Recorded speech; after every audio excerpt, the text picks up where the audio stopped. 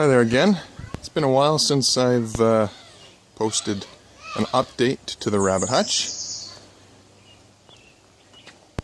As you can see, I've done a fair bit since I posted my last video. Things seem to be working fairly good. I've run into the odd little hiccup or thing that didn't work out as good as I imagined. But they're few. As you can see, I've added a chunk of used gutter, and it was all just raining down and making a mess down in front on the concrete slab, and then even where I have the little bit of hay sitting there was just a mess, and I didn't like all that water coming off. So I found a neighbor that was getting rid of some gutter and some downpipe off the side over here. As you can see, I've got a bucket up there. That's for water. I've got an auto watering system. Don't ask me what it's going to do when it freezes out. We'll get there when we get there. But as you can see, it comes down and then it runs behind the frame up into each one, and then down and then across the front of them. Anyway, so they've all got auto water feed there. That used cage I got, that was the best deal I ever found around here. We're facing east right now, morning sun.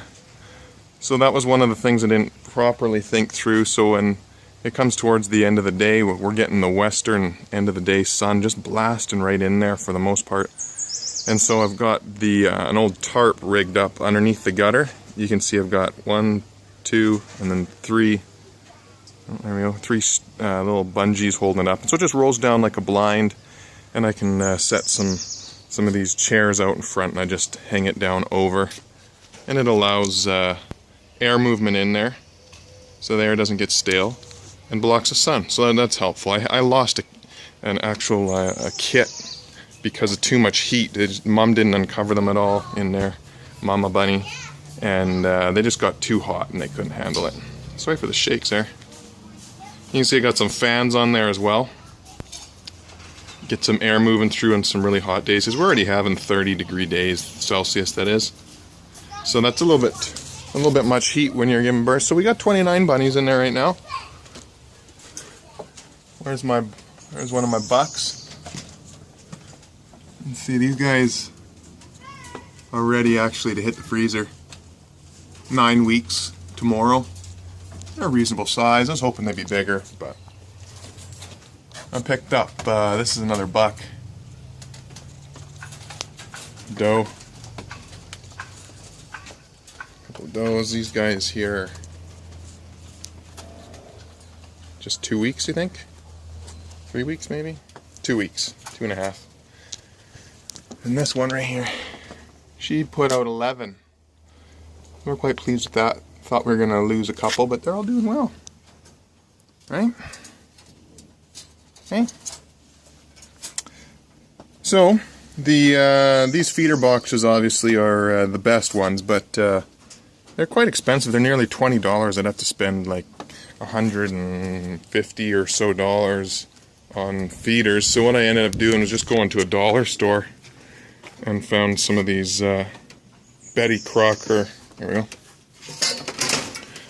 Just like this, Betty Crocker cake tins.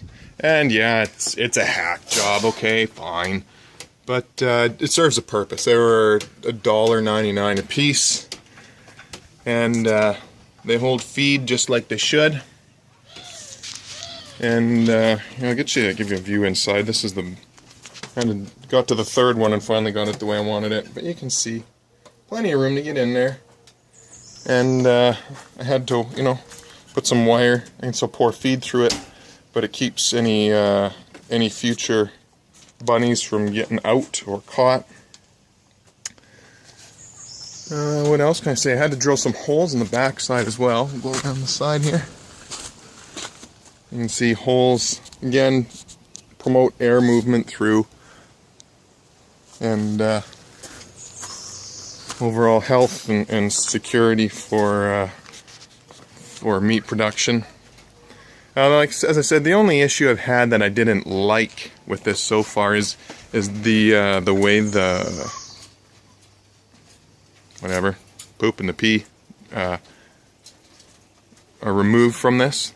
So being that it's a tiered system, obviously they're pooping and they're peeing on there. Yeah, there you go. But I don't know if you can really tell. Yeah, you can under here. You can see how it droops, and so right at the bottom, right here, it pools. As you can see, right there, I'm lifting it up with a stick. You see that's some urine. Anyways, so that's my only hiccup is it's accumulating a bit of a mess.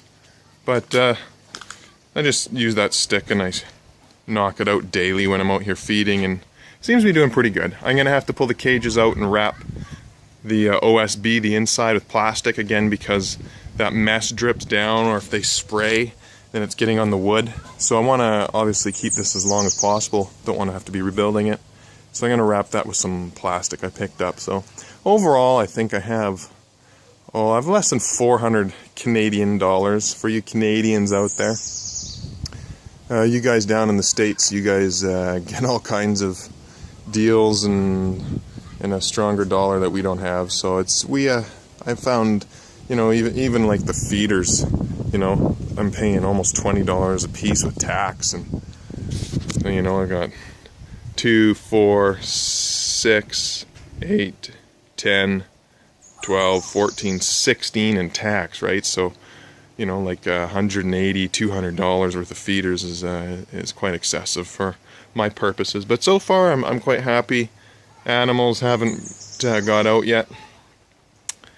I've had a couple of bunnies get caught in the wire, specifically down here, but they seem to be doing fine. The one thing I didn't do quite strong enough for you guys who've been following this, I just have one cross brace across in here, and this girl, every time I get in there, she stomps her feet. She's a bit angry, but I don't know if you can see, but right along right here, right at the back where the wire is stapled. Let's see if we can get a view there. It's pulling out and it's lifting up, so too much weight is being put just on those staples at the rear. So I'm going to have to put some braces in. I think I'm going to do another one here and another one across here, and I'm going to do that to all of them just to make it a bit more secure, especially when we get, several, I could potentially have 12 or 13 animals in there. So once we have all that many in there, it'll be able to support them, and I'm hoping I won't have to do too much maintenance. And I do that, this panel where the fans are on the side is removable. It's as in screwed on instead of nailed.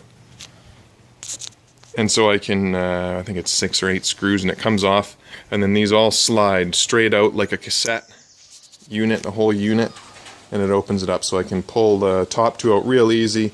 That bottom cage is hanging on wire, so that's a little bit more of a deal, but it's not impossible. It's not too difficult. And then you can, service cages, like I said, get underneath, add those braces or cleaning or plastic, that installation I spoke of. So anyways, there we go.